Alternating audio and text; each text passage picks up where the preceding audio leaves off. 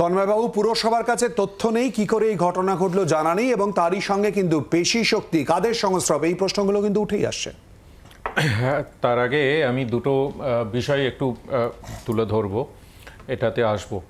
এক হচ্ছে শিলভদ্রদা বললেন যে নির্বাচনের সময় রিগিং করতে দেখা গেছিলো জয়ন্ত সিংকে বা জয়ন্ত সিং যেই হোক, সেই সময় নির্বাচন কমিশন দায়িত্বে ছিল, আধা সামরিক বাহিনী ছিল এবং ওনাদের চাহিদা মতোই আধা সামরিক বাহিনী এই রাজ্যে আনা হয়েছিল। তা সত্ত্বেও এদেরকে আটকানো গেল না কেন?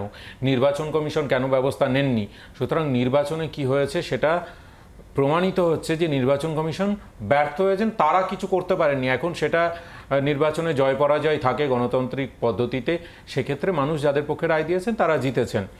এক, দ্বিতীয় কথা হচ্ছে শুভময়দার একটা প্রশ্নের তুলেছেন, সেই বিষয়ে আমি একটা আপত্তি জানাতে চাই। সেটা হচ্ছে বাঙালিরা ভোট লুটে পারদর্শী, এই বিষয়ে আমার আপত্তি আছে। বাঙালিরা ভোট লুটে পারদর্শী এটা নয়। আপনি ভারতবর্ষের মধ্যেই যদি অন্য রাজ্যগুলো দেখেন, সেখানে ব্যালট বক্স রাতের অন্ধকারে কিভাবে বদলে যায়।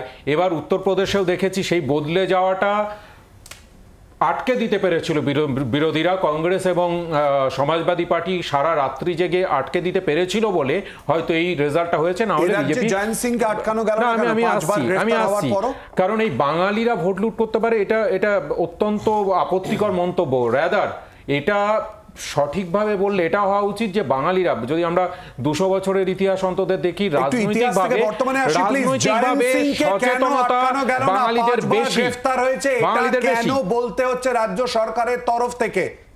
না, জয়ন্ত সিংয়ের আগেও গ্রেপ্তার হয়েছে, 6 বার গ্রেপ্তার হয়েছে, তাকে পেশি শক্তির বিষয় নয়, পেশি শক্তির বিষয় এখানে আসছে না। কারণ হচ্ছে তাকে অ্যারেস্ট করা হয়েছিল, করানোর আগে সাধারণ মানুষের বক্তব্য তুলে ধরছি, যারা আতঙ্কে রয়েছে, আইনানুগ ব্যবস্থা নেওয়া হয়েছিল, প্রশাসন তো ব্যবস্থা নিয়েছে, এবার আইন মতো তিনি ছাড়া পেয়ে গেছেন, আবার তিনি হচ্ছে উঠে দাঁড়িয়েছেন। এবং এই ধরনের লোক আমি দ্ব্যর্থহীন ভাষায় বলতে চাই, সমাজের ব্যাধি, সমাজের কীট, এদের সমাজে কোনো প্রয়োজন নেই। সুতরাং তারা বিভিন্ন সময় যে রাজনৈতিক দলই ক্ষমতায় থাকুক, সেই রাজনৈতিক দলের ছাতার নিচে আসার চেষ্টা করেন এবং তারপরে বিরোধী যে দলই থাকুক তারা দেখান যে তারা শাসক দলের পক্ষে। আসলে এরকমটা নয়, তারা নিজেদের স্বার্থে শাসক দলের না, কিন্তু ছবি তো বেরোবেই। ছবি আজকে যারা রাজনৈতিক কর্মী বা রাজনৈতিক নেতৃত্ব থাকেন, তারা বিভিন্ন সভা সমিতিতে যখন যান তখন তার সঙ্গে বিভিন্ন লোক ছবি তোলেন। তিনি তার মানে মাথার উপর হাত রেখেছেন। বিষয়টা হচ্ছে প্রশাসন ব্যবস্থা নিচ্ছে কিনা। আজকে দেখুন প্রশাসন কিন্তু নিরপেক্ষভাবে তৎপরতার সঙ্গে ব্যবস্থা নিয়েছে। 8 জনের মধ্যে 6 জন অ্যারেস্ট হয়েছে এবং বাকি 2 জন হবে।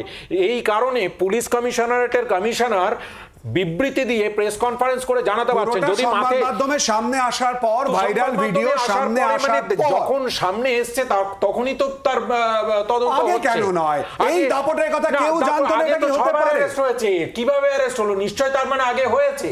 পুলিশ যদি ব্যবস্থা না নিত তাহলে তো এতবার অ্যারেস্ট হতো না। আর এই অ্যারেস্টের পরেও যদি তার মাথায় হাতি থাকতো তাহলে তাকে এই ধারাগুলো দেওয়া হতো না। ধারাগুলো আপনাদের সামনেই তিনি পড়ে শুনিয়েছেন অলোকরা জরিয়া, এবং সেখানে তো কাউরির কথা শোনা হয়নি। প্রশাসনকে নিরপেক্ষভাবে তদন্ত করার ছাড় দেওয়া হয়েছে। একটু আটকাচ্ছি শোভদা, ইতিমধ্যেই কিন্তু তৃণমূল কংগ্রেসের তরফ থেকে বলা হচ্ছে প্রশাসন ব্যবস্থা নিয়েছে, শাসক দলের হাত কেনই বা থাকবে পুরো বিষয়ে কারোর মাথায় নেই, কি বলবেন? আমি তো সবটাই শুনলাম, মানে তোমরা এত চক্রান্ত কেন করছো আমি বুঝতে পারছি না। সংবাদ মাধ্যমকে কালকে মাননীয় মুখ্যমন্ত্রী প্রায় অলমোস্ট অল ধমকের সুরেই বলেছেন এইসব চক্রান্ত করছে এবং ভোটের ফলকে প্রভাবিত করার জন্য এইসব ভিডিও সামনে আনছো। এইসব করো না। মানে এখন পশ্চিমবঙ্গে শান্তি বিরাজ করছে, পশ্চিমবঙ্গে মানে কাকদ্বীপ থেকে কোচবিহার পর্যন্ত সমস্ত জায়গা সুন্দর শান্তি।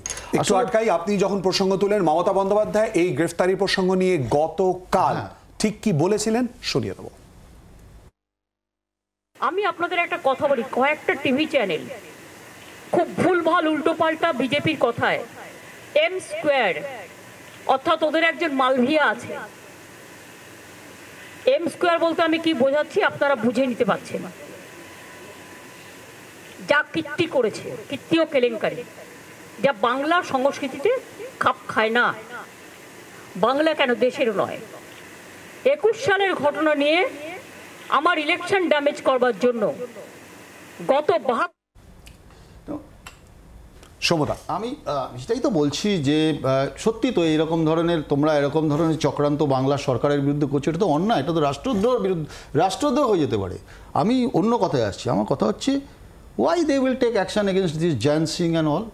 দে are the performing asset of Trinamool Congress. তারা পারফরমেন্স দেয় নির্বাচনে, তারা রীতিমতো ভোট লুট করা, বিরোধীদের মারা, সন্ত্রাস করা, বিরোধীদের মানে জখম করা, লুট করা, এগুলো তো করে। তাহলে তারা তো তৃণমূলের অ্যাসেটকে কখনো কেউ লুজ করতে চায়? আচ্ছা এই ভিডিওটা তো 2021 সালে পুলিশ বলেছিল, বলেনি তো? 2021 সালে কি এখানে সরকারটা কি জো বাইডেনের ছিল?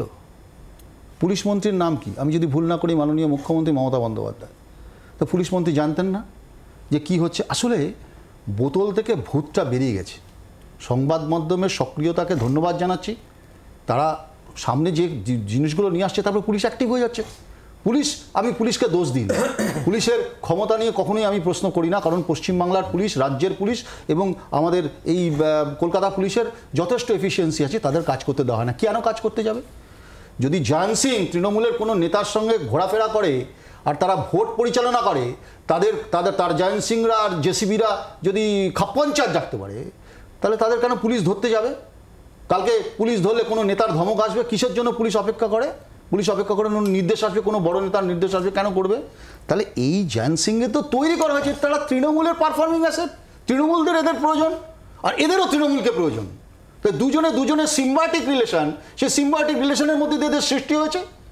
আজকে যে কথাটা তন্ময় বলছিল, আমি তন্ময়ের সাথে কিছুটা অংশ তো সত্যি একমত। এদেরকে যদি বাহবা প্যাট্রোনাইজেশন না করা, এদের যে প্যাট্রোনাইজ না করা হয়, তাহলে এরা বড় হবে কি করে? আজকে এই যে বোতল থেকে ভূতটা বেরিয়ে গেছে না, এই বোতলে আর ঢোকানো যাবে না। আমি বলছি শুভমাদার কথা, সব কথা আমি মানতে রাজি আছি, কিন্তু একটা কথা শুভমাদা, গণতান্ত্রিক ব্যবস্থায় ওই সবাই শুভমাদা একটা কথা আপনাকে বলি, যে যা দেখা যায়, যে আমি গণতন্ত্রকে প্রচণ্ড প্রেম করি, ভালোবাসা করি, মানে গণতন্ত্র রক্ষার জন্য সবথেকে বেশি আগ্রহী, তা কখনোই নয়।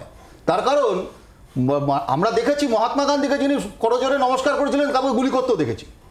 তো ফলে এটা নয় যে ভক্তি দেখানোর জন্যই সবসময় নমস্কার করা হয়। এ রাজ্যে গণতন্ত্রের প্ল্যাকার্ড ঝুলিয়ে গলায় মাননীয় মুখ্যমন্ত্রী পশ্চিমবাংলায় ক্ষমতা এসেছিলেন, এই অভিযোগগুলো করেছিলেন। সন্ত্রাস, দুর্নীতি, দুর্বিনীতরা প্রশাসনের মাথায় বসেছে, প্রশাসনকে দখল করে নিচ্ছে, কন্ট্রোল করছে সরকার। আমরা যদি ভুল না করি, 2011 সালের আগে এই রাজ্যের মাননীয় মুখ্যমন্ত্রী দলতন্ত্র নয় গণতন্ত্র প্রতিষ্ঠার জন্য সরকারে এসেছিলেন। আজকে তার দলের পরিণতি কি, তার সরকারের পরিণতি কি, তিনি সব জানেন।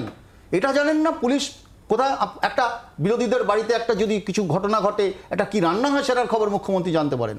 এটা জানতে পারলেন না 2021 সালের মধ্যে একটা ক্লাব ঘরের মধ্যে পেটানো হচ্ছে একজনকে এইভাবে, তালিবানীয় শাসন। আসলে কি জানেন তো, এখন এই যে সৌগত বাবুরা ধমকি পাচ্ছেন, হুমকি পাচ্ছেন, এটার কারণ হচ্ছে ফ্র্যাঙ্কেস্টাইন তৈরি করলে ফ্র্যাঙ্কেস্টাইনের হাতে তাদেরকে পড়তে হয়। জাস্ট ক্লোজ করে দিচ্ছি, কারণ এই আফগানিস্তানে এই ওসামা বিন লাদেনকে তৈরি করেছিল আমেরিকা, আর আজকে রাশিয়াকে আটকানোর জন্য আজকে এই ওসামা বিন লাদেনরাই আমেরিকার টুইন টাওয়ার ধ্বংস করেছিল।